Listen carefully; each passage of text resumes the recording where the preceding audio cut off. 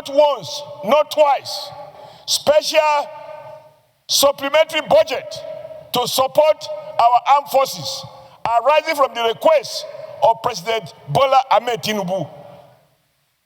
Those requests were not meant for the armed forces to buy ice cream. It wasn't meant for them to do tobola in military nightclubs. They are meant to strengthen the armed forces, to re-equip them, to give them access to acquire modern technology, and to train, and even now, directive to recruit. But it is the government in power, and they should do the right thing. What are the right things? We take only one example. The governor of Kebbi said that somebody ordered troops out and people were kidnapped. Till today, nobody in Nigeria knows what happened. And no question has been asked. And we're sitting down here as a parliament, and we turn and we talk. Yet, somebody is responsible. If I'm the commander-in-chief, because when you invited Senator Abaribe to speak, you went on to reinforce the sentiments expressed by Senator Abaribe. Abaribe is not of APC. And so any attempt by anyone to distract us from what is obviously a national issue is a disservice to our collective desire to stand firm together and find a solution to what is clearly a national problem that has been there for over 20 years. Mr. President, I am not ashamed to affirm that President Bola Ahmed Tinubu is doing his best. correct. He's doing his best. That we have not yet there doesn't mean that he has done anything knowingly, whether by negligence or lack of interest. Under your leadership, Mr. President, you have encouraged us to approve not once, not twice, special supplementary budget to support our armed forces arising from the request of President Bola Ahmed Tinubu. Those requests were not meant for the armed forces to buy ice cream. It wasn't meant for them to do tobola in military nightclubs. They are meant to strengthen the armed forces, to re-equip them, to give them access to acquire modern technology, and to train, and even now, directive to recruit more men and women into the armed forces. Therefore, there can be no question that President Tinubu is doing his best. In moments like this, the devil can come in and make us so confused that we might turn against ourselves and then, by default, allow the enemy to behave as if he's happy at an upper hand. However, what I think we should do, which under your leadership, even in your statement, you have already encouraged us to come up with such suggestion, is in the light of what we now know, what can we begin to do differently and contribute those ideas to support the executive initiative? One there, for example, is, and you amplified it, even in greater details than any one of us in this house, when you revisited the statement by the governor of Kebbi State. Nigerians are entitled to know, and it is no longer national secret, the commander of that area who ordered that those men be withdrawn. It is to be a national secret to be kept within military cycle. Nigeria should know the name, and the person should be brought to justice under the Terrorist Act. Number two, Mr. President. Is it the view of the Senate that the issue you just canvassed now, that should form part of our prayers? Yes. Those in support say aye. Aye. Those against say nay. The ayes have it. That is taken. Yeah. We will form part of our prayers. Mr. Yes, President, under your leadership, we have passed laws that imposed death penalty on terrorism. This parliament is on record as having done that. Mr. President, I am troubled when, after all the efforts that security agencies and the prosecuting authorities have to invest to secure conviction, because unfortunately the state cannot behave like a mob. So you have to prosecute, follow due process. I am troubled by the conflicting judgment by various high court judges. Where the law says, act of terrorism, if convicted, shall attract death penalty, no judge has a right to pronounce less than that. It is only when you have implemented the law, interpret the law, not the sentiment of a judge, the will of the people as conveyed in a law, then the president can decide if there are reasons for him to do so, whether to commute or to reduce.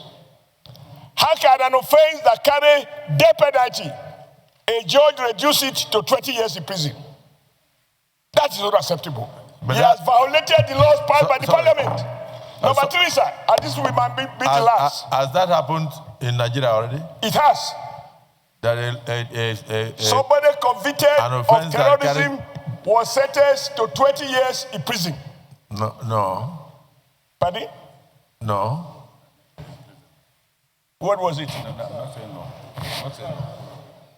Can I be allowed to land?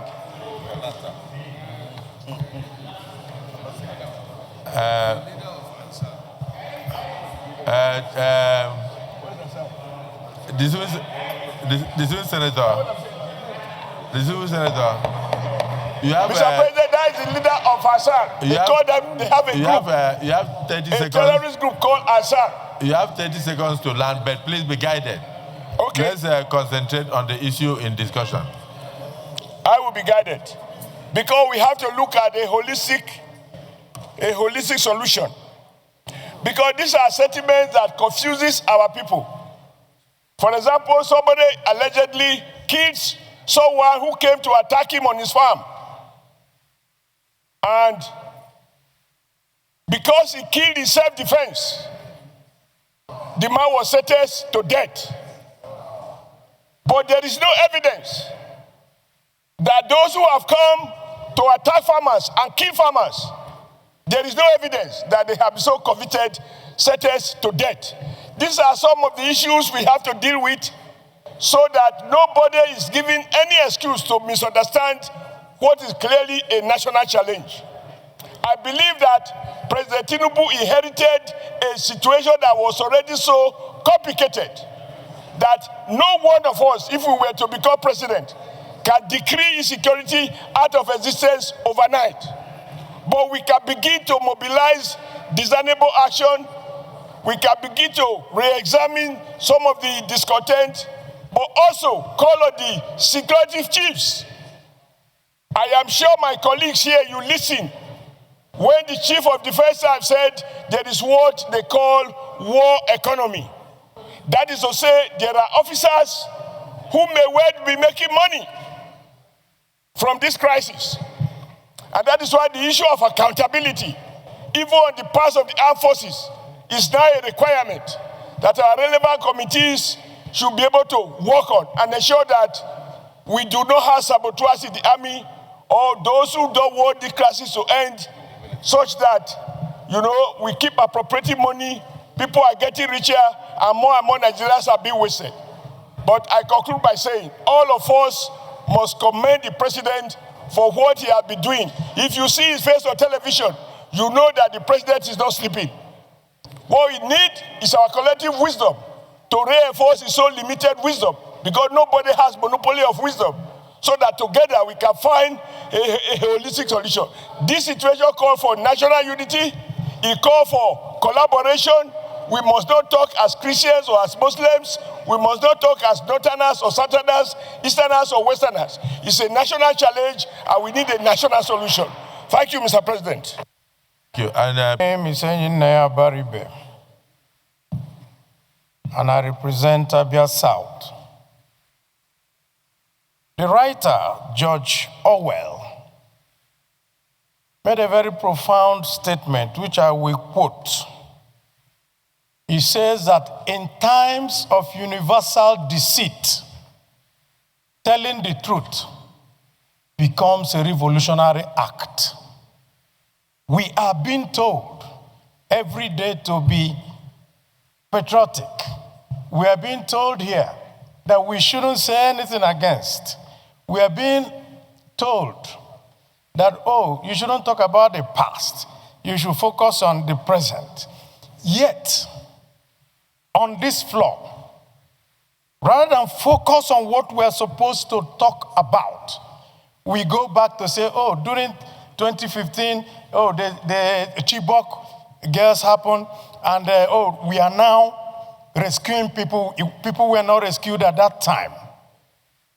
During Chibok, 17 local governments in Katsina were not having parleys with bandits.